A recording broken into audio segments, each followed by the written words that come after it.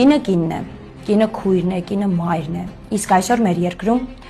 կինը Խաղ բանտարկյալ է, եւ նրա անունը Լիդիա Մանթաշյան է։ Այո, դուք ճիշտ լսեցիք, մեր ժողովրդավարության բաստիոնում կա կին Խաղ բանտարկյալ։ Ու նրա մասին չեն խոսում։ Այն կանանց իրավունքների մասին խոսացողները, գոռացողները ուր են։ Չգիտեմ, չեն խոսում։ Չեն խոսում ֆեմինիստները, չեն խոսում ՀԿ-ները, որոնք գրանտներ են ստանում տարբեր երկրներից, որովհետև Լիդիան այդտեղ տերեր չուներ։